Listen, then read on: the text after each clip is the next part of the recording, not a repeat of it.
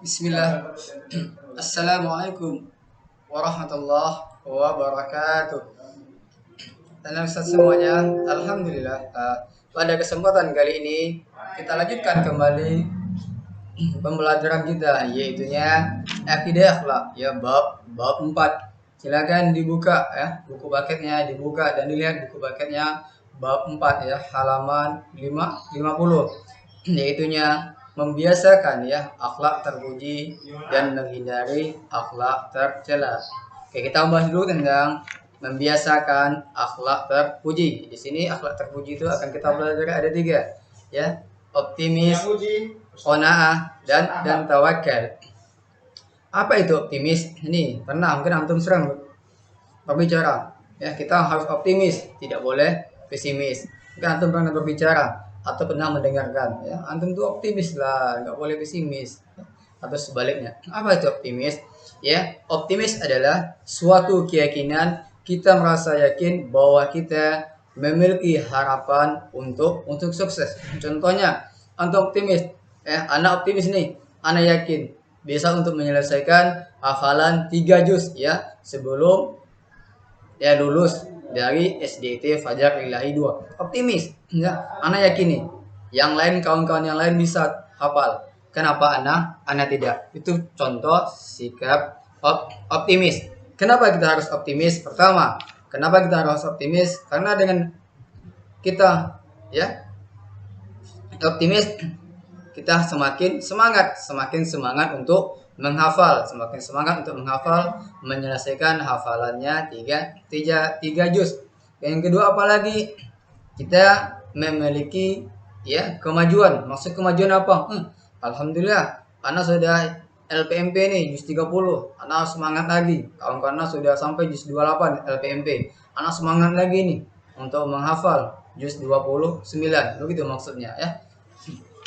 Yang ketiga seperti selanjutnya tadi, yang optimis sebagaimana firman Allah yang terdapat di Quran surat Ali Imran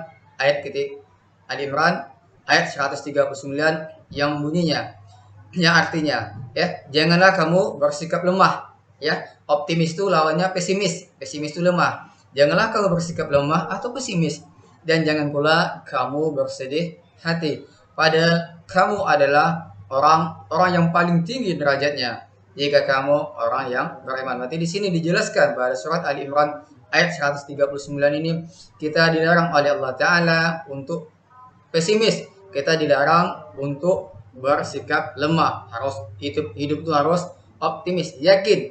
Insya Allah kita yakin dan berusaha bahwa kita ya bisa ya mampu untuk menyelesaikan sebuah kewajiban kita. Satu kecantoman tadi, menyelesaikan hafalan 3 juz. Kita lanjutkan yang kedua, qanaah. Ini qanaah ini mungkin Anda pernah juga dengar. Apa itu qanaah? Qanaah ini maksudnya adalah kita merasa cukup terhadap apa yang telah Allah karuniakan. Kita merasa cukup terhadap apa yang telah Allah berikan kepada kita. Ya, terutama ini tentang rezeki. Tentu rezeki seseorang itu berbeda-beda. Ada yang Allah ciptakan, berikan dia harta yang banyak. Ya, ada Allah berikan dia hidup sederhana, bahkan ada Allah berikan dia hidup di bawah kesederhanaan. Namun ketahuilah, harta ini adalah ujian. Kalau kita kaya itu ujian bagi ya yang punya, apa kita bisa bersyukur. Yang miskin itu juga ujian bagi Allah. Intinya, walaupun kita kaya, miskin atau apapun itu, kita harus qanaah, kita harus yang merasa cukup terhadap apa yang telah Allah berikan kepada kita. Ya. Kenapa kita harus memiliki ya sifat qanaah? Ya, kenapa kita harus memiliki? Yang pertama, ya hati kita menjadi tenang.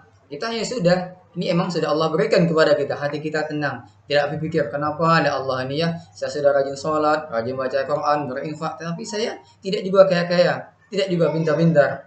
Ya, sehingga sifat itu hilang. Kita harus yakin kepada Allah. Oh ya, ini Allah telah berikan. Walaupun orang tua saya masih ngekos, walaupun mungkin jajan saya 2.000, kita bersifat qanaah. Kita bersikap ya merasa cukup terhadap apa yang Allah berikan, sehingga kita ya hati kita menjadi tenang. Yang kedua, kenapa tadi kita harus memiliki sifat qanaah? Ya, kita dapat mensyukuri nikmat yang telah Allah berikan.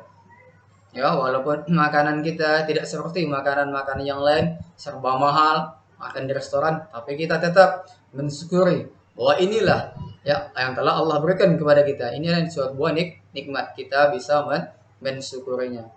Yang ketiga, kita tidak menjadi orang yang rakus, yang tamak.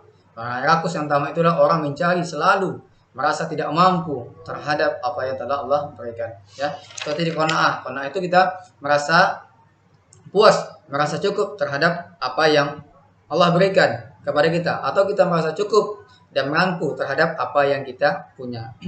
Sebagaimana sabda Rasulullah yang diriwayatkan oleh Muslim, pada aflaha man aslama wa razaqa kafafa wa qana'ahu Allahu bima atahu. Ya, artinya sungguh untung orang yang masuk Islam dan rezekinya cukup dan merasa cukup dengan sesuatu pemberian Allah. Hadis riwayat Muslim. Kita harus merasa cukup terhadap apa yang Allah berikan, terhadap apa yang Allah karuniakan kepada kita. Kita harus merasa cukup ya terhadap apa yang kita miliki, sehingga kita ya merasa bersyukur kepada Allah Ta'ala. Yang ketiga, tadi optimis. Ya, kita merasa mampu untuk sukses. Yang ketiga, qanaah. Ya, merasa cukup terhadap apa yang kita miliki. Yang ketiga ini tawakal, ya. Ini Imam Al-Ghazali berkata bahwa tawakal ini adalah penyandaran hati hanya kepada wakil atau yang ditawakali semata Rasulullah, ya.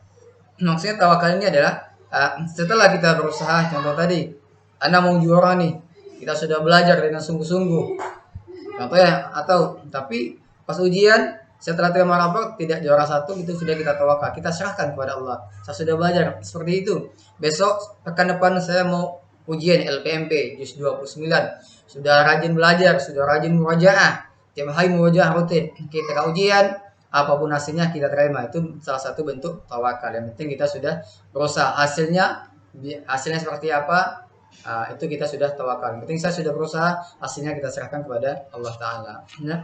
Sebagaimana yang diriwayatkan oleh Ibnu Majah, Rasulullah Sallallahu Alaihi Wasallam bersabda, "Lau annakum kuntum tawakkaluna 'ala Allah haqqa tatawakkuli la ruziktum kama turzaqut tayru ta'du khimasan wa taruhu bitanan." Artinya, seandainya kalian bertawakal kepada Allah Ta'ala, sebenar-benarnya tawakal, niscaya kalian akan diberi rezeki sebagaimana rezeki burung-burung. Mereka berangkat pagi-pagi dalam keadaan lapar dan pulang sore hari dalam keadaan kenyang. Ini diberatkan. Kalau kita tawakal kepada Allah, diberatkan. Yakin dah? Contohnya diberatkan seperti burung. Burung itu dia makan padi, tetapi dia tidak memiliki sawah. Dia pagi-pagi berangkat dalam keadaan lapar, nanti dia terbang mencari makanan, sore sudah pulang dalam keadaan kenyang. Seperti itu diberatkan. Dan juga barang siapa yang bertawakal kepada Allah, niscaya Allah akan memberinya kecukupan di dalam hidupnya. Sebagaimana firman Allah dalam Quran surat Talaq ayat yang ketiga, "A'udzubillahi minasyaitonir rajim.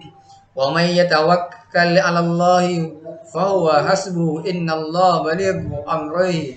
Qad ja'alallahu likulli syai'in qadara." Artinya, dan barang siapa bertawakal kepada Allah, niscaya Allah akan mencukupkan keperluannya. Sungguhnya Allah melaksanakan urusan yang dikehendakinya. Sesungguhnya Allah telah mengadakan ketentuan bagi tiap-tiap sesuatu. Kita tawakal. Tadi kita sudah berusaha menghafal.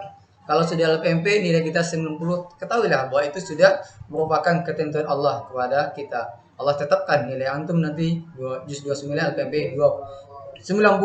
Itu sudah ketentuan dari Allah. Walaupun kita sudah rajin belajar. Tetapi kalau tidak rajin, ya udahlah. Saya nggak mau menghafal, itu namanya sifat pesimis. Harus rajin, hasilnya kita serahkan kepada Allah Ta'ala. Kenapa kita harus bersifat dan memiliki sifat tawakal? Lihat halaman 54. Yang pertama, dengan kita memiliki sifat tawakal, yang pertama, kita akan ditolong oleh Allah Ta'ala, ya. Kita akan ditolong oleh Allah Ta'ala. Yang kedua, kita akan senantiasa merasa lapang dada, baik itu hasilnya maksimal ataupun tidak sesuai dengan apa yang kita kehendaki. Maksudnya apa? Ketika kita tadi mau LPMP juz 29, ketika kita sudah terus menghafal, terus membaca, walaupun hasil kita berharap nilainya 100, tetapi hasilnya mungkin 98, 95, kita berlapang dada. Ya. Kenapa kita berlapang? Karena itu sudah merupakan ketentuan Allah yang Allah berikan kepada kita. Oke, selanjutnya tadi adalah akhlak terpuji. Sekarang yang menghindari akhlak tercela, ini lawannya. Tadi optimis, lihat halaman 62. Optimis lawannya adalah pesimis. Nah, apa itu pesimis? Pesimis adalah itu ya, kita merasa ya mempunyai kita merasa ya tidak memiliki harapan untuk maju. Pesimis itu kita memiliki harapan, percuma saja saya menghafal, juga tidak hafal-hafal kok. Sudah 10 kali diulang-ulang surat Al-Mumtahanah ayat pertama yang tidak juga hafal-hafal. Itu namanya bersifat pesimis, kita merasa tidak mampu. Ya, jangan seperti itu, ya. Sifat pesimis ini tidak boleh, tidak baik, ya. Kita jangan, harus mampu. Tidak bisa 10 kali menghafal 11. Enggak bisa 11 kali, 12 kali. Tidak hafal 12 kali, 13 kali. Begitu. Mungkin kalau berulang-ulang nanti Allah merindukan kita untuk membaca ayat tersebut. Jangan putus asa, jangan pesimis. Pesimis ini ya hampir mirip atau mendekati dengan putus asa. Oke. Perhatikan, pesimis. Kalau kita memiliki pesimis, ada akibat yang kita tanggung. Apa akibatnya? Pertama, hilangnya semangat belajar. Ya sudahlah. Saya sudah 10 kali menghafal, nggak hafal-hafal. Udah, saya berhenti aja lah menghafal. Hilangnya semangat. Ya, yang kedua apa? Tidak dapat mencapai apa yang kita kehendaki. Nah, sekarang sampai semester 2 ya, suratnya hafal, targetnya sampai Al-Mumtahanah. Sudahlah, nggak hafal-hafal. Saya udah batas semangat, hilang semangatnya. Yang kedua, tentu tidak mencapai target yang telah diberikan oleh sekolah. Makanya yang hari ini yang pesimis, yang menghafal sekali 2 kali nggak hafal, harus hilangkan pesimisnya, ganti dengan optimis, merasa yakin. Yang kedua, bergantung. Maksudnya adalah bergantung kepada orang lain. Ya, mengandalkan pihak lain. Ini biasanya ketika cenderung nih, biasanya di ujian atau ulangan di sekolah, ketika tatap muka. Kamu nggak menghafal, nak? Enggak lah. Ya kan, nanti kan teman sebangku saya kan pintar. Teman sebangku saya kan Aziz Rizwana. Teman sebangku saya mungkin contohnya Zaki Aulia. Teman sebangku saya mungkin contohnya siapa Lutfi ya, bukan Lutfi, siapa tuh yang Adatin. Kok enggak lah, sebangku saya kan Ubay. Nanti ujiannya bisa mencontek. Ini namanya sifat bergantung kepada orang lain, ya. Hanya ini mengandalkan orang lain, sama dengan kerjasama. Kenapa kamu tidak membawa ini? Sudahlah, nanti sudah dibuat saja oleh si fulan. Ya, bergantung. Apa akibatnya kalau kita bergantung kepada orang lain, mengandalkan orang lain? Pertama, tentu kita menyusahkan orang lain. Tidak mau ngapa-ngapain, berharap kepada orang lain. Kita menyusahkan orang lain. Yang kedua, apa lagi? Hidup kita tidak akan berkembang. Tentu kita tidak akan pintar. Yang pintar hanya teman kita, karena kita selalu mencontek. Yang ketiga, apa lagi? Kita tidak memiliki harga diri. Maksudnya kenapa? Si fulan dia tiap kali ujian mencontek aja. Si fulan ranking 10. Ya iyalah, dia setiap kali ujian mencontek kepada saya. Ya, dia tidak akan memiliki harga diri. Ya. Selanjutnya yang ketiga, pengertian serakah. Serakah ini sama dengan tamak. Ya, merasa tidak puas terhadap atau apa yang sudah dicapai. Ini biasanya tamak ini atau serakah ini identik dengan harta. Ya, sudah diberikan oleh Allah, dibelikan, sudah memiliki motor Beat contohnya, mau motor Beat, Anda nggak mau lah motor Fiction, sudah ada motor Fiction, nggak mau lah, mau motor Ninja contohnya, atau mobil, sudah dapat mobil apa contohnya, saya nggak hafal nama mobil sedan, contohnya, mobil sedan nggak mau lah, itu sudah tua, mau mobil Avanza. Sudah dapat lagi Avanza, biasa nih ya, orang ya, nggak mau lah, mau mobil Ferrari. Itu maksudnya serakah, tamak. Ya, dia tidak merasa puas terhadap apa yang sudah dimilikinya, tidak merasa puas terhadap apa yang dia capai. Di sini perhatikan ya, berbahaya apabila orang yang tamak ini tidak lagi menghiraukan. Ya, kadang-kadang orang yang tamak itu dia menghalalkan segala cara. Contohnya di pekerjaan, uangnya gajinya contohnya 5 juta 1 bulan, ini nggak cukup nih, di korupsi. Mungkin gaji kawannya, mungkin kalau ada barang-barang di perusahaan diambil, dijual, ya dia tidak mengindahkan nih, mana yang halal, mana yang haram. Yang penting uang saya bertambah. Perhatikan di sini, ya. Apabila orang yang rakus tadi tidak menghiraukan, atau orang yang tamak tadi tidak menghiraukan mana yang halal dan mana yang haram, ya tentu akan berbahaya. Sebagaimana sabda Rasulullah yang berbunyi, "Lau kana libni Adama wadiyani min zahabi labtagas salisa wala yamla'u jawfa bni Adama illa turab wa yatubullahu ala man tab." Rawahu Ahmad. Ya, artinya seandainya anak Adam mempunyai 2 lembah emas, pasti ia menginginkan lembah ketiga. Tidak ada yang mengisi perut untuk anak Adam kecuali tanah. Dan Allah menerima taubat orang yang mau kembali kepadanya. Hadis riwayat Ahmad. Maksudnya apa? Manusia ini memang pada umur rakus, tamak. Ya, setelah ini Allah ibaratkan, kalau kita sudah memiliki 2 lembah emas, tentu dia akan memiliki lembah yang ketiga lagi. Maksudnya apa? Ketika dia sudah memiliki mobil 1, dia ingin lagi menambah mobil menjadi 2. Ketika mobil sudah 2, tambah lagi jadi 3. Atau dia sudah punya rumah 1, pengen lagi jadi rumah 2, pengen lagi rumah menjadi 3, pengen lagi beli rumah 4, dan begitu seterusnya. Ya, sampai kapan? Ya, tentu tidak ada yang mengisi perut, ya. Kecuali orang tamak itu berhenti apabila setelah perutnya, perut anak Adam, kecuali tanah, maksudnya ketika sudah meninggal. Tetapi dikatakanlah di sini bahwa Allah menerima taubat. Kalau ada di antara kita mungkin yang sini serakah, yang sudah dikasih jajan sama orang tuanya 5.000, sama abinya 5.000, nanti minta lagi sama abinya. Padahal nggak boleh, kata orang tua, kalau sudah minta uang jajan sama uminya, tidak boleh sama abi. Jadi dilarang. Jadi kalau antum ada yang seperti itu, minta lagi sama umi, sementara dilarang minta sama abi, antum minta. Itu salah satu contoh bentuk serakah. Tidak boleh. Ya. Nih, apa akibatnya kalau kita serakah? Pertama, kalau kita serakah, akibatnya kita merasa bodoh terhadap aturan. Nah, itu kan dosa. Masa bodoh. Yang penting uang saya banyak. Itu kan nggak boleh. Itu kan korupsi. Masa bodoh. Yang penting harta saya bertambah. Nah, yang kedua apa lagi? Mengorbankan harga diri. Yaitu korupsi. Orang tidak tahu. Sebulan dia kaya. Ya iyalah hasil korupsi. Ya kan? Dia tidak akan memiliki harga diri. Ya. Yang ketiga apalagi bisa? Hati dan pendengarannya menjadi tuli. Maksudnya apa? Kamu nggak boleh loh, itu kan uang haram. Dia masa bodoh, seolah-olah dia tidak mendengar, memiliki masa bodoh. Yang keempat, akhlak tercela yang harus dihindari. Putus asa. Putus asa ini adalah perilaku seseorang yang menganggap dirinya sudah gagal. Dia menganggap sudah gagal dalam meraih harapan. Contohnya tadi, ketika seseorang sudah berusaha atau menghafal Al-Quran juz 29, sudah dites sama LPMP, ternyata qadarullah, dia tidak tuntas, dia gagal, nggak mau lagi menghafal. Sudahlah, saya sudah gagal, saya sudah tidak lulus. Dia nggak mau lagi menghafal. Ini salah satu bentuk putus asa. Dia sudah merasa gagal. Ketahuilah, karena kegagalan itu bukan dari segalanya. Kalau gagal sekali, coba lagi. Ibaratnya kalau kita jatuh, duduk, berdiri. Kalau kita jatuh, harus bangkit lagi. Kata, Intinya kalau kita gagal sekali, coba lagi. Gagal lagi, coba lagi. Sampai insya Allah sampai berhasil.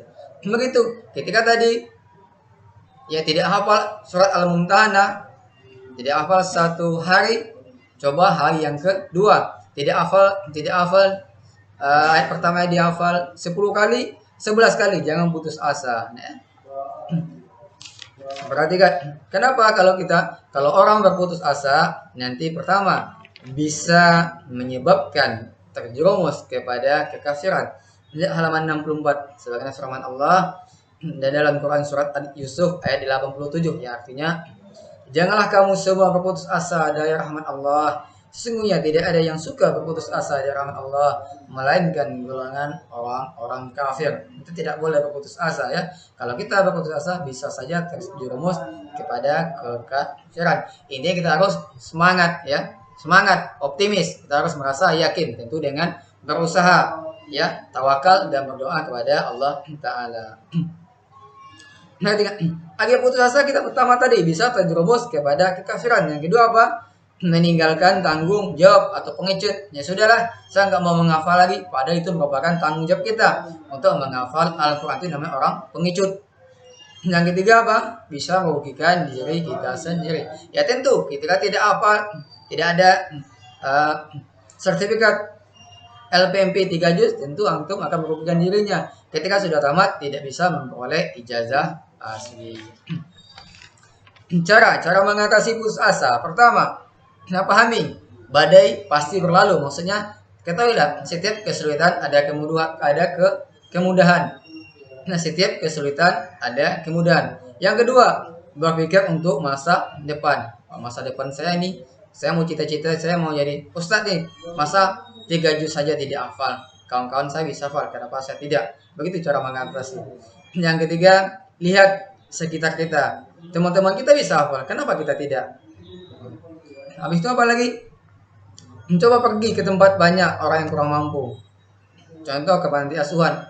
Ya kalau kita merasa harta kita sedikit, lihat panti asuhan. Banyak orang-orang yang lebih parah daripada kita. Ya. Apalagi sini ya, lihat halaman 65 cara mengatasi putus asa. Ini Ustaz bacakan beberapa saja. Yang pertama, selanjutnya bagaimana cara mengatasi putus asa? Tentu kita ya sering itu maksudnya kita bisa bercerita kepada orang lain, orang dekat kita yang bisa dapat dipercaya. Contohnya abi, umi, kakak atau sahabat kita yang bisa menjaga rahasia kita, sampaikan saya ada masalah ini loh, bagaimana kira-kira cara mengatasinya. Ya, lanjut. Halaman 67. Nih, apa akibatnya kalau sikap kita selalu bergantung kepada orang lain? Yang pertama, tentu ya orangnya serba ragu-ragu. Ya contohnya ujian tadi, dia bergantung kepada orang lain. Dilihat kawannya, jawabannya A. Padahal dia di sini jawabannya B. Lihat kawannya A, dia ragu-ragu. Ini saya A, kawan saya B. Yaudah, saya ikut juga B. Ternyata ketika dikoreksi jawaban yang benar adalah A. Tidak rugi. Ya, tidak meragu. Kenapa tadi? Karena dia bergantung kepada orang lain, dia tidak percaya terhadap dirinya sendiri. Nah, guys, selanjutnya dia tidak berani mengambil resiko macam tadi. Ya, kawannya B, dia ikut B. Kenapa dia A? Dia nggak mau mengambil resiko. Nanti kalau salah kan bukan saya aja yang salah, kawan saya juga salah. Dia tidak berani mengambil resiko. Selanjutnya, gambaran sikap dan perilaku serakah. Apa saja gambaran sikap kita? Gambaran atau sikap terhadap orang yang perilakunya serakah. Pertama, terlalu mencintai harta yang dimiliki. Terlalu mencintai harta yang dimiliki sehingga menjadi pelit, tidak mau berinfak, terlalu cinta dunia.